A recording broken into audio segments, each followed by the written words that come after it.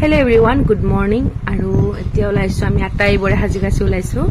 আৰু এতিয়া প্ৰায় ৰাতিপুৱা 10:30 বাজিছে আৰু আমি যাব ওলাইছোঁ আজি শ'লমাৰী মন্দিৰলৈ।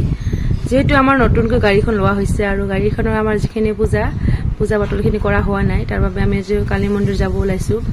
আৰু ভাবিছিলোঁ সোনকালে ওলাই যাম, কিন্তু নোৱাৰিলোঁ, কাৰণ ঘৰৰ গোটেইকেইটা ওলালে আৰু লগত বাচ্ছা থাকিলে আৰু কোনে পায়, সময়বোৰ এনেই দৌৰা দৌৰিকৈ গুচি যায়। তো অৱশেষত আমি ওলাইছোঁ আৰু বহুত গৰম দিছে আজি, ৰ'দটো খুব চৰা। তো আমি আহি পাইছোঁ এতিয়া, আৰু আহি দেখিলোঁ চাৰিওফালে খুব মানুহ। আৰু আজি যিহেতু শনিবাৰ, গতিকে বহুতে আহিছে আৰু নতুন গাড়ীও দেখিছোঁ, বহুত কেইখন গাড়ীও আহিছে পূজা কৰিবলৈ। আৰু এইফালে মাহঁতে এতিয়া শৰাই ঠিক কৰি ল'ব, পূজাৰ বস্তুখিনি আনিছে যে, এতিয়া শৰাইখিনি ঠিক কৰি লৈছে। আৰু আমি এতিয়া আহিলোঁ অকণমান পুষ্পাঞ্জলি ল'ম বুলি, আৰু ইয়াতে পূজাখিনি, যিহেতু মেইন পূজাখিনি ইয়াতে হয়, আৰু আমি বাকী পূজাখিনি কৰি গাড়ীখনত পূজা কৰিব। আৰু আমি এতিয়া এই ঘণ্টিকেইটা বজাবলগীয়া হ'ল এইটো কাৰণতে, বাবু যে বাৰে বাৰে ঘণ্টিকেইটাকে চাই আছে। ঘণ্টিকেইটা দেখি তাৰ কি ফূৰ্তি, বাৰে বাৰে বজাব যায়। তেনেকৈ আমি 3 পাকমান ঘূৰিলোঁ চাৰিওফালে, আৰু এইটো নিয়মো বুলি কয়, যিহেতু চাৰিওফালে মানুহবোৰ ঘূৰিছে 3 পাকমান, আমিও ঘূৰিলোঁ তেনেকৈ বাবুক লৈ। আৰু যে সি কি ভাল পাইছে ঘণ্টিটো লৈ, ঘণ্টিটোৱে বজাই থাকে। আৰু এনেকৈ ভাইটি তাক লৈ ঘূৰিছে। ইমান গৰম আৰু তাৰ উৎপাতটো খুব বেছি, চাওকচোন, প্ৰতিটো একদম ঘণ্টিয়ে সি বজাই আছে। সেনেকৈ আমি পূজাখিনি কৰিলোঁ, ধুনীয়াকৈ পূজাখিনি হৈ গ'ল। এতিয়া আমাৰ মন্দিৰৰ পূজাখিনি যিহেতু হৈ গ'ল, এতিয়া গাড়ীত অকণমান পূজা কৰিব, তাৰ পাছত দেখা যাওক কি হ'ব। পৰিৱেশটোও চাওক, পৰিৱেশটো একদম এতিয়া পাতল হৈ আছে, কাৰণ 12টা বাজি গ'ল। 12টা বজাৰ পিছে মানুহবোৰো কমি আহিছে। আৰু বহুতে কয় মাংগলিক কাম বা যিকোনো শুভ কাম 12টাৰ আগত কৰিব লাগে বুলি ভাবে, আৰু তেনেকৈ চাগে সেইটোৱে নিয়মতে মানুহবোৰে কাম কৰিছে, সোনকালে আহিছে, পূজা পাতল কৰিছে। আৰু প্ৰায় মানুহে আগতে কৰিছে, 12টা বজাৰ আগতে। আমাৰ অকণমান দেৰি হ'ল, যিহেতু আমাৰ ভালেখিনি দূৰ হয়, 2 ঘণ্টামান লাগে। তেনেকৈ আমি দেৰিকেই গ'লোঁ আজি, উপায় নাই। তো অৱশেষত আমাৰ গাড়ীৰ পূজাখিনি কৰিবৰ কাৰণে গোঁসাইজনক মাতা হ'ল, আৰু তেখেতে আহি পূজাখিনি এতিয়া ভালদৰে কৰি আছে।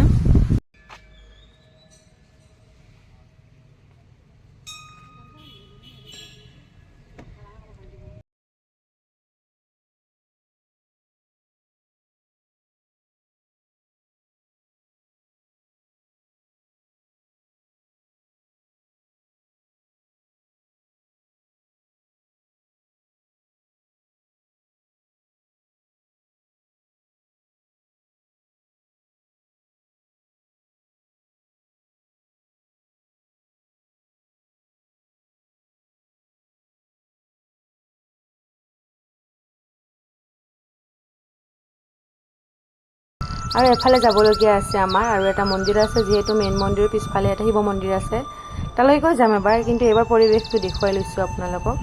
মানুহ যদিও বা কম, কিন্তু অলপ আহিও আছে অলপকৈ। আজি যিহেতু শনিবাৰৰ দিনটোত বিশেষকৈ মানুহখিনি আহে। আৰু এতিয়া চাওক, অকণ মানুহ আৰু আহিছে। আৰু এইফালে বাবু এজনী ছাগলী পাইছে, কোনোবাই হয়তো মন্দিৰৰ নামত এৰি দিছে এয়া ছাগলীটো। আৰু এই ছাগলীটোক পাইছে বাবু, কি ফূৰ্তি, কিহে খুৱাব কিহে নোখুৱাব। মিঠাই এটা খাই আছিলে, মিঠাই এবাৰ খুৱাই দিলে, এবাৰ কল খুৱাই দিলে, আৰু এতিয়া খেলিব ধৰিছে। খুব ভাল পাইছে বাবু। ঠিক এনেকৈ ছাগলী বা হওক, কুকুৰে হওক, চৰাই হওক, খুব ভাল পায় খেলিবলৈ। আৰু এনেকৈ সি অকণমান খেলি আছে, আৰু মা অকণমান ৰেষ্ট লৈছে। ইমান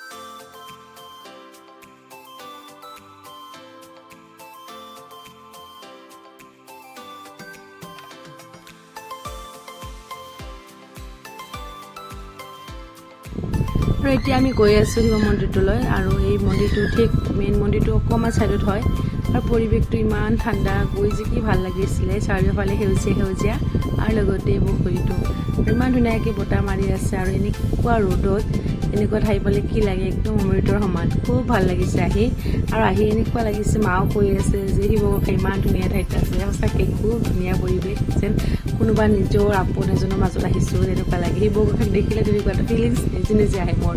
আৰু মাও কৈ আছে খুব ধুনীয়া পৰিৱেশটো, বাবুৰ বোলে ভাল পায় ইফালে এনেকৈ ঠাণ্ডা পৰিৱেশ পালে, আৰু সি এতিয়া কলেজ বিচাৰিছে সেয়া কৰিব। গতিকে আমি আটাই ইয়াতে শেষ কৰিলোঁ, আৰু খুব ভাল লাগিছে সঁচাকৈ পৰিৱেশটো খুব শান্ত ঠাণ্ডা, ইয়াত কোনো ভিৰ নাই, মানুহৰ ভিৰ ভাৰ নাই, গতিকে বৰ ভাল লাগিছে। আমি সেৱা কৰিলোঁ, তেনেকৈ এঘৰ মানুহ আহিছিলে কিন্তু তেনেকৈ প্ৰভাৱ নাই পৰা, আমি সেৱা কৰিলোঁ। আৰু বেটাকো এতিয়া সেৱা কৰিবলৈ কলেজ বিচাৰি আছোঁ। এতিয়া গোহাঁই বেটা সেৱা কৰিব মন্দিৰলৈ আগুৱাই গৈ আছে, আৰু সি মন্দিৰ দেখিলে সদায় নম কৰে, মানে সেৱা জনায়, আৰু খুব ভাল লাগে সেই স্বভাৱটো তাৰ। আৰু ময়ো সেৱা কৰিলোঁ। সেৱা কৰাৰ পাছত ভাবিলোঁ আমি একপিন ফটো উঠোঁ, ইমান ধুনীয়া পৰিৱেশ, ফটো নুঠাকৈ থাকিব নোৱাৰি, গতিকে সেউজীয়াৰ মাজত ফটো উঠি এনেও ভাল লাগে। গতিকে আমি আটাই গ্ৰুপ ফটো উঠিলোঁ 2-3 কপিমান সুন্দৰকৈ উঠি ভাবিলোঁ হৈ গ'ল আমাৰ যিহেতু কাম, এতিয়া আমি ৰাস্তাত কিবা এটা খাই ল'ম, তাৰপিছত ঘৰলৈ যাম। হৈ গৈছে আমাৰ আজি যিহেতু কামখিনি, সুন্দৰকৈ দিনটো পাৰ কৰিছোঁ। আৰু এতিয়া মন্দিৰৰ পৰা ওলাইছোঁ আমি আটাইয়ে, আৰু উঠি বেটা অকণমান উৎপাত কৰিছে বাৰু গাড়ীত, কথা নাই। তাৰপাছত আমি আহি থাকোঁতে ৰাস্তাত খুব বৰষুণ পালোঁ, বহুত বেছি বৰষুণ, কিন্তু উপায় নাই, আহিব লাগিব, বৰষুণৰ মাজেৰে আহি ঘৰখন পালোঁ। গতিকে আজি দিনটো সুন্দৰকৈ পাৰ কৰিলোঁ, আৰু ব্লগটো চাই কেনেকুৱা পালে জনাব, নেক্সট ব্লগত লগ পাম। গতিকে আজিলৈ ব্লগটো ইয়াতে শেষ কৰিছোঁ, বাই বাই, টেক কেয়াৰ।